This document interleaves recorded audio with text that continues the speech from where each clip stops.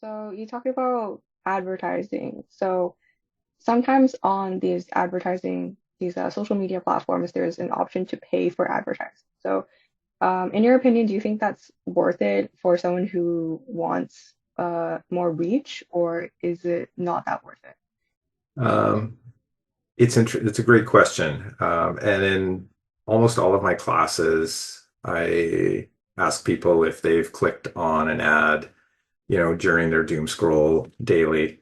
And for the most part, most people don't click on ads. There's a very small percent, like 5% maybe, can recall an ad that they clicked on in the last couple of weeks. And for the most part, people are like, no, I don't usually click on ads. But having said that, it's um, I think there's a number of things to consider. One is it helps to create awareness. So um, IMC is a concept in marketing where you are just being consistent on all platforms. So if you're doing ads on Facebook and Instagram, maybe you have some other content on other platforms that is consistent with sort of the look and feel and driving traffic. So it's good at creating awareness. And then I think there's probably a lot of people out there that don't do advertising very well. So they don't have an objective when they're doing the ads. They don't know exactly who the ideal client is. So they're being very broad in sort of where they're pushing the ads out. And I think from that perspective, uh, there's probably a lot of money that's being wasted out there. And then the other thing to consider is probably a third of every dollar that goes into advertising is fraudulent. So there's a lot of stuff going on. Having said all of that, it can be a very effective means of everything from creating awareness, driving downloads, leads, all the way to conversions where people are buying a product or a service. So if advertising on these social media platforms, paid advertisements at least, isn't the way to go, then um, what is the best way to increase reach as an entrepreneur? So with advertising, typically what you're doing is, the more knowledge you have about your customer base, you start to create ads, especially on Facebook, because they have the most granular level of options.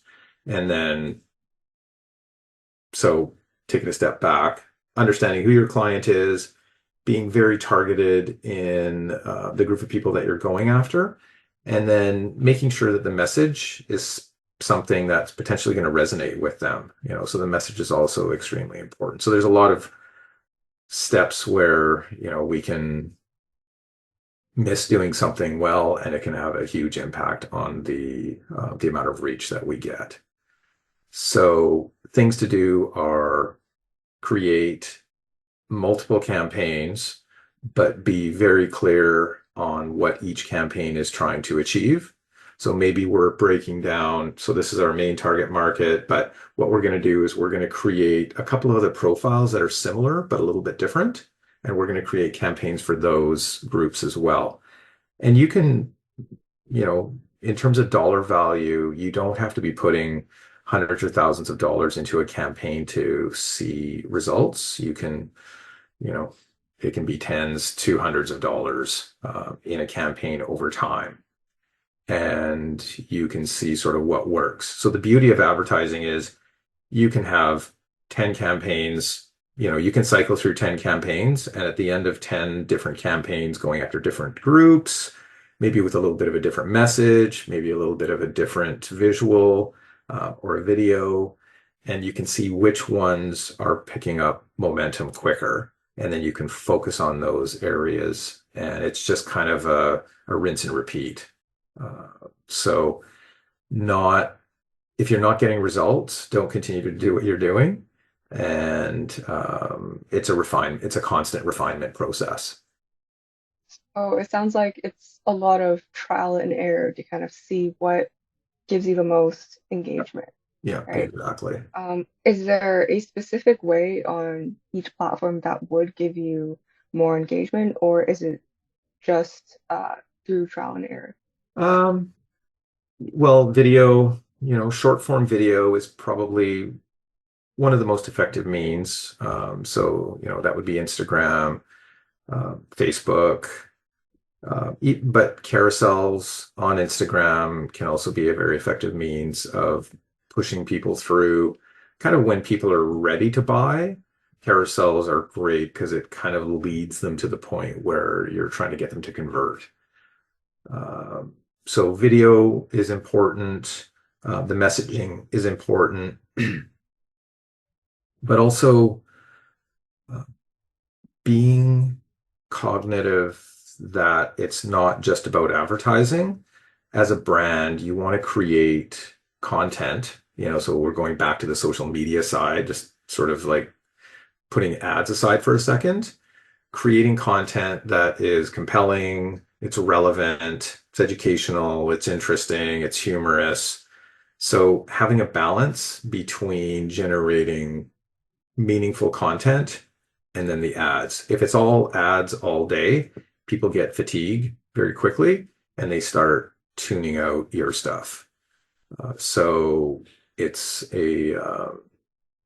it's kind of a two-pronged, in my opinion. A two-pronged method is generating relevant content and then doing effective advertising to push people to that content.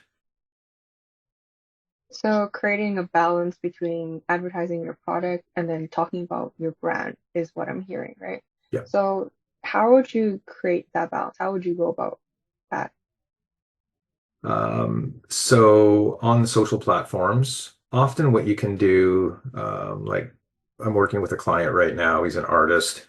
And so we're focusing on Instagram and we're building short videos, and some of the topics are kind of like behind the scenes. So him in his workshop doing the art, talking about, what inspires you to create the art that you create, um, getting into some of the technical aspects of the tools that he's using. And um, we're also getting him to start talking about his background in art history, because that was his degree was in art history. So just getting to know more about the artist, and that hasn't been done before with this particular artist. So uh, it's allowing people to kind of get behind the lens and see, a day in the life and what makes him tick. Because if people are buying these high-end pieces, there needs to be an experience related to that. It's not like they're just seeing an ad on Facebook, oh, buy glass art, and they click on that, they come and buy a, 20 to $50,000 piece. It's just not going to happen. So creating this experience is, I think, critical in what we're doing. We're trying to build more of the individual and then using that advertising to drive traffic to the site to capture their attention. I don't know if that answered your question. So it sounds like showing your brand, aka yourself, is just as important as advertising and can be a form of advertising. Oh, 100%. And, in my opinion, um, like looking at ad budgets, because most businesses, like I've worked with thousands of businesses, and most of them don't have a huge advertising budget. I think 90% of the Canadian economy is driven by small business, and probably 80% of those 90% don't have this huge advertising budget. So I call it guerrilla marketing, where you really have to think about what's affordable and what's going to be effective. So yes, 100%. You really need to promote yourself as a subject matter expert, the effectiveness of your product, but not in a real salesy way.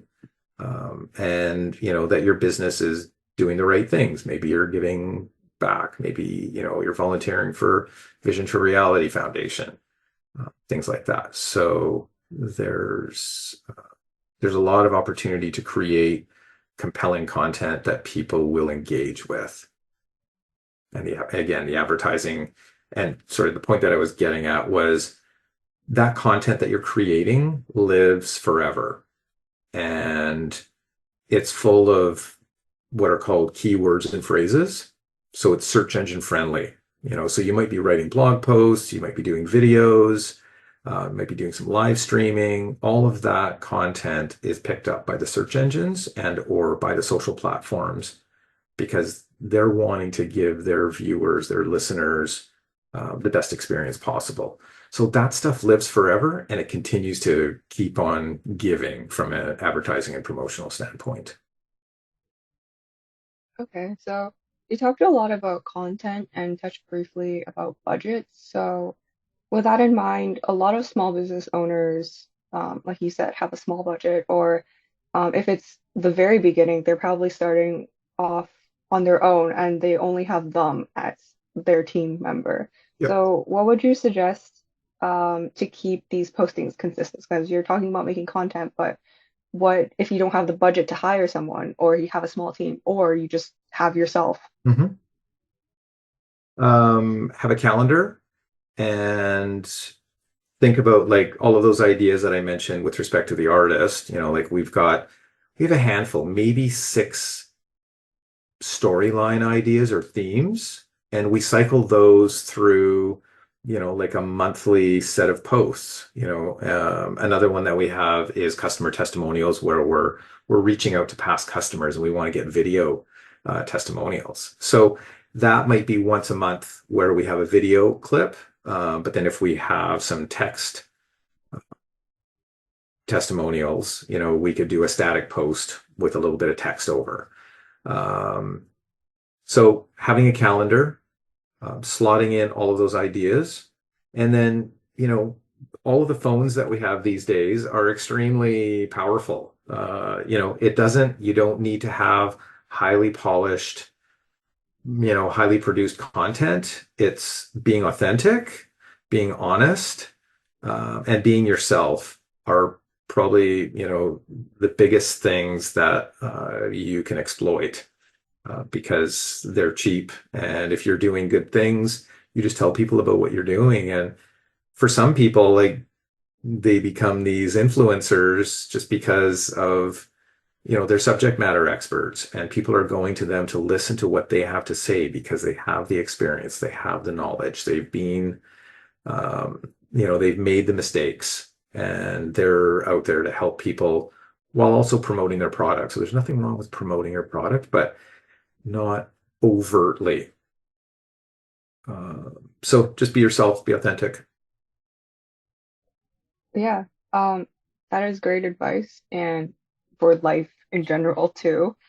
So you mentioned like a calendar, but in that calendar, sometimes I've heard that posting at a specific time can help you boost your engagement. So is that true, or does the timing not really matter?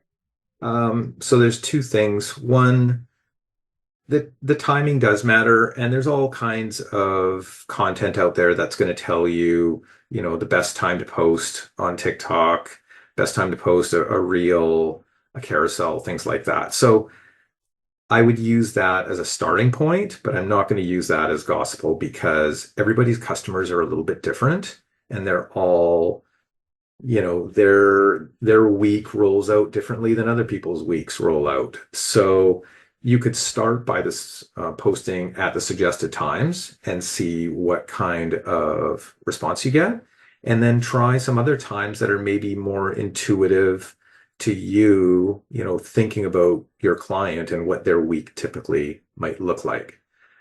So there are specific times that they mention, and then also the quantity. I'm not very trusting of any of these platforms, period, because these corporations are way too big and they become way too powerful. So I take, a lot of what they say with a grain of salt and understanding that they have their best interest in mind before anybody else's. So there's the time to post, but then there's also the quantity to post. And they the platforms want their creators to create more content. So they're saying, like, if you're on Twitter, you need to be posting 4 times a day. If you're on Facebook, it needs to be, at least once a day. And if you're like a news aggregating website or platform, or you're in a space where constant updates are important, that's fine. But for the other 90% of us, you have to be really careful that you, again, aren't overwhelming your prospects and existing customers with content.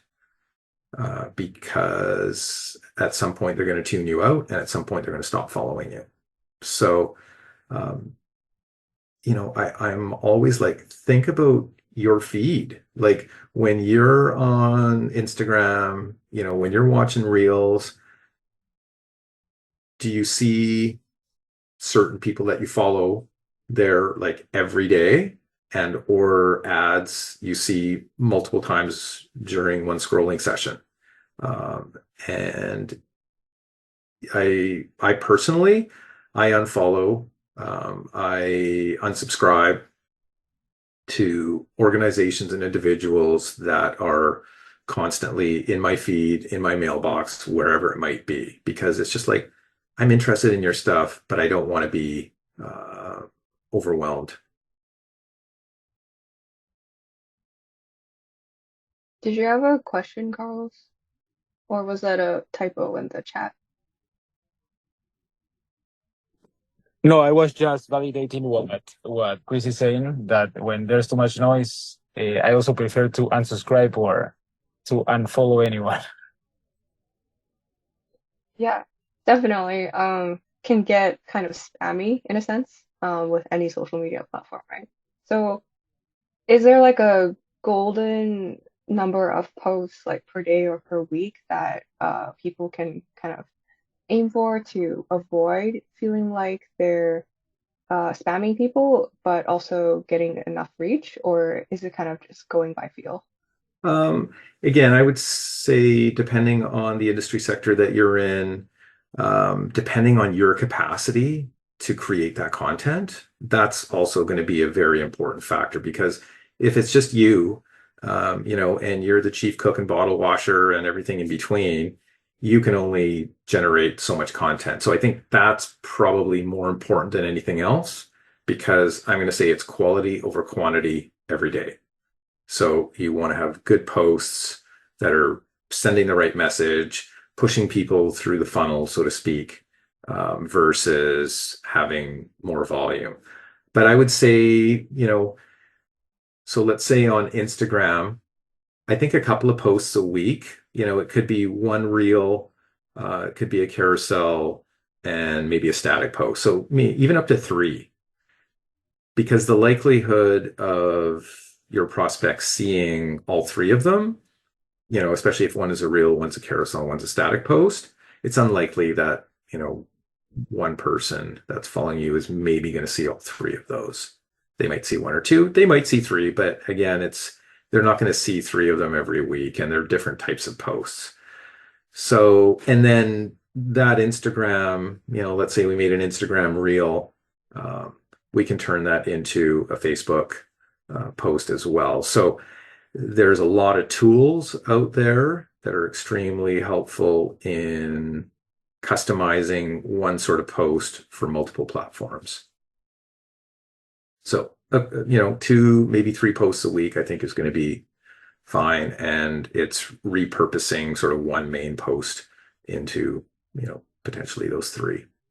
Right. And you can just use it for more than one social media platform. So you're not Yeah. making tailored content necessarily for each platform, Yeah.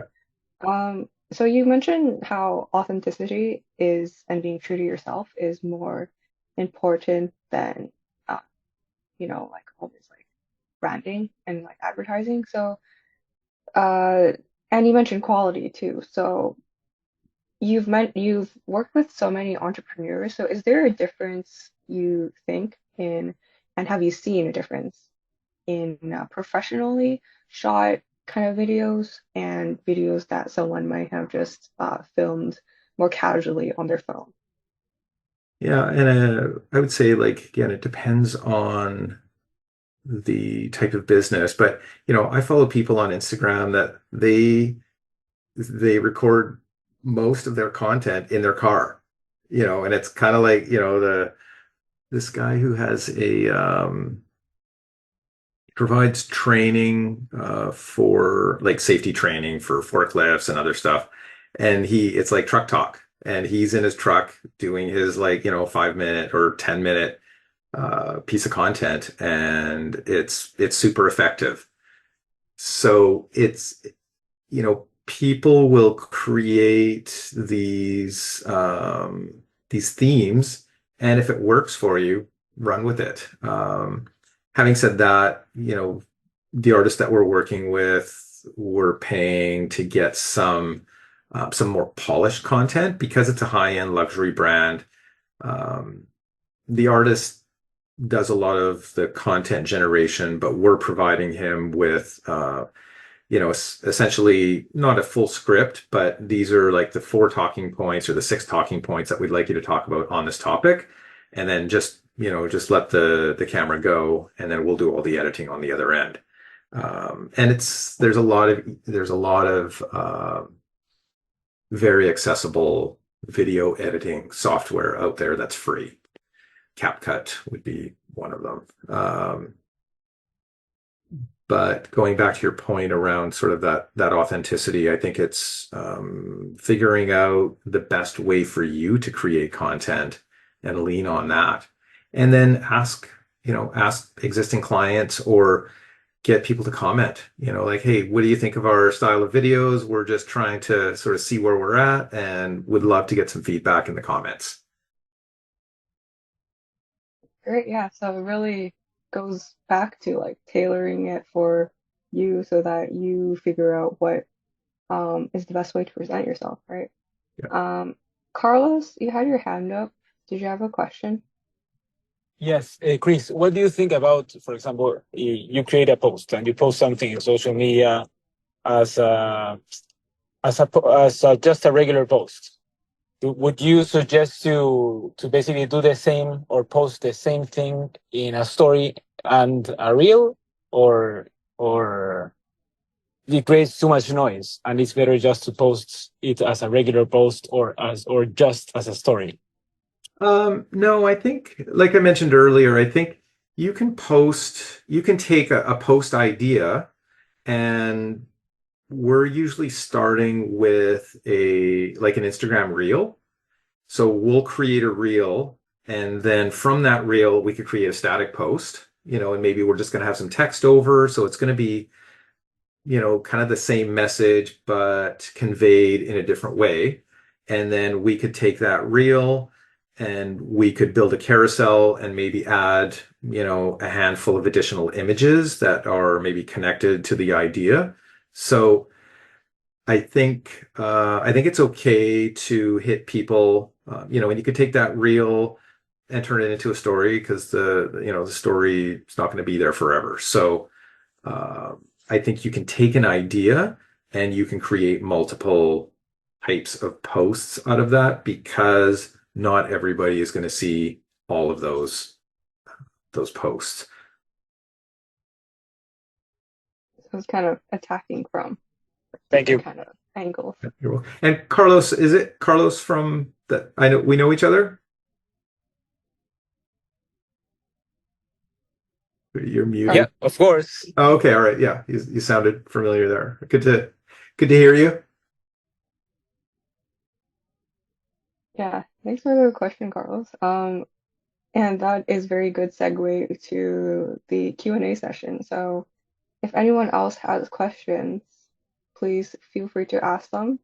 You can unmute yourself or text them, send them in the chat. If you don't want to ask it publicly, you can private message me using Zoom, and then I will ask it for you. One other thing I'll just say until somebody puts their hand up is when you're building posts and that calendar, you want to have objectives throughout the month. So you want to have some objectives where we're creating content that's more just for creating awareness. about who we are and what we're doing. Again, if you're looking for donors, if you're looking for downloads, if you're looking, lead gen, there's going to be different types of posts, but you want to have an objective. And then finally, there's conversions where, you're trying to get people to, pull out their credit card kind of thing. And so each type of post has a different, it's going to have different content, different ideas that you're using, and then even like the different post types that we talked about, stories, reels, static. And I mentioned, I think carousels is sort of a great way, for people that are, say, the middle of the funnel or getting closer to the bottom of the funnel, using a carousel to get them to the point of conversion. Carlos? Hey, Grace. Yes. Well, first of all, super happy to see you. So, as always, very interested. Second, my question is, well, at the end, there's different types of conversions. So, at the end, the objective will be a conversion can also be just for seeking for someone to follow you. That's Sure, a yeah. conversion. Yeah. Or lead, to get them to fill out a form, download an app. So that would essentially be looked at as a conversion. Conversion is not just purely getting their credit card out. Yeah, good point. But just having those objectives is important, because I see a lot of content out there, and a lot of it is just like, I'm not quite sure what the goal is here. It looks interesting, but as a consumer, we're looking for direction, and we take direction as consumers. It's like, click here for more information. It's like, wow, I'm interested in this. I want to read the full article, or I want to see the full video. But you need to tell me to click here, to watch the full video. Or another thing that I see is there's a great objective and they've caught my attention, and I'm going to click to watch the full video or read the full article. And then I click on the button, the call to action, and I get taken to like the homepage of the website versus taking me to that specific piece of content that I was just captivated by. And at that point, I'm just like, okay, well, I don't even know where to start to try and find that. So I'm gone. And then I'll just, again, until somebody asks a question, some other things to consider is, online digital marketing is great, but there are a lot of ways to reach prospective clients through other methods, like networking.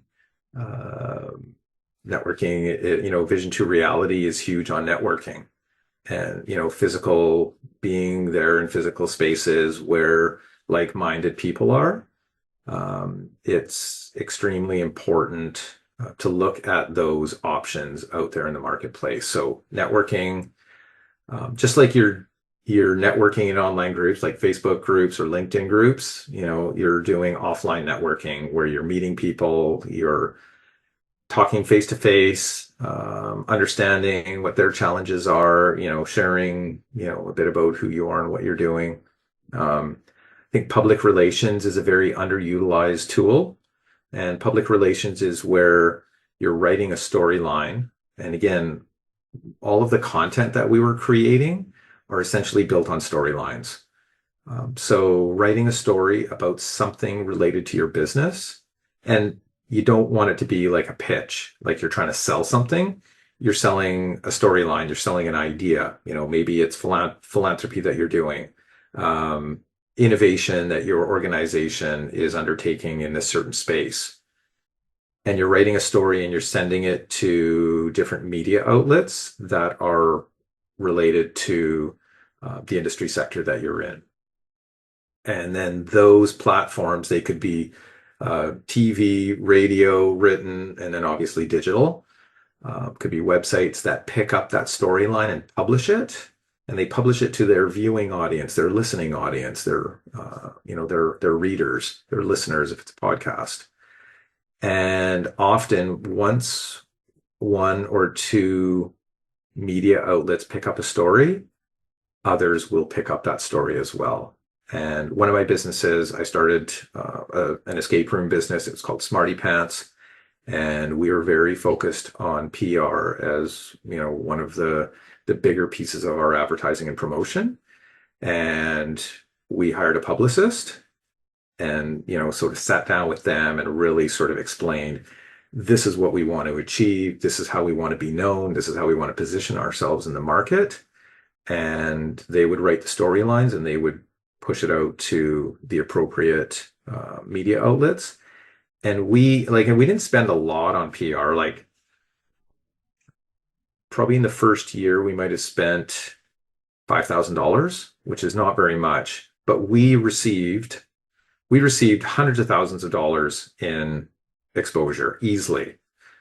We received national coverage on CTV. We received, provincial-wide coverage on, like, in the Vancouver province, the Vancouver Sun, Business in Vancouver, all the way down to local, small websites. But there was like probably over 100 media outlets picked up on probably eight, I'm going to say maybe around 8 press releases that were sent out. And, and then we could see the bookings like instantly. Like, we're in the province, boom, bookings go, up. And so, and then once we get those people in our booking system, we have their email addresses and they've consented to receiving content or opted out. And then we would get them into the email funnel where we're sending them puzzles, humorous stuff, talking about the rooms, talking about the people that we hired, because in Smarty Pants, we hired a lot of people from the movie industry, and very interesting people doing very interesting things. So just kind of human interest stuff. Oh, if no one else has a question, I do have one. So, um, a lot of people say to use trending sounds. So, like the popular sounds on whether it be like TikTok or Reels or short form content at least. So, how effective do you think that is, or is it just non-effective?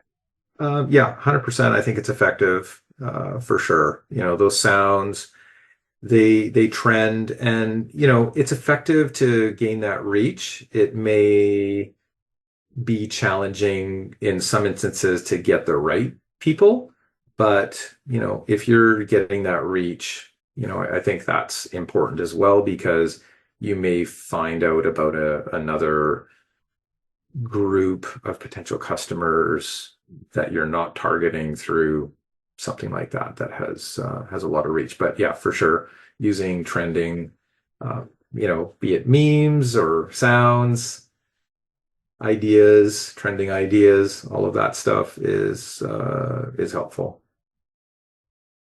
All right. Final question then is, what do you think the most important takeaway from for opening social media accounts is? From a business standpoint, like if we're looking at it purely, I've got this small business idea that I'm starting, is really understanding your clients, because that's going to dictate the platforms that you're going to focus the majority of your time on. In terms of opening up accounts, there's all kinds of short videos on making sure that your profile is completely filled out properly, that you're doing all of the right things to help with the social platform being, sending your content out there. And there's just basic things. I don't know if that answered your question. Yeah, for sure. I think that's definitely one of the most important key takeaways. Thank you so much, Chris, for donating your time and sharing all of your expertise.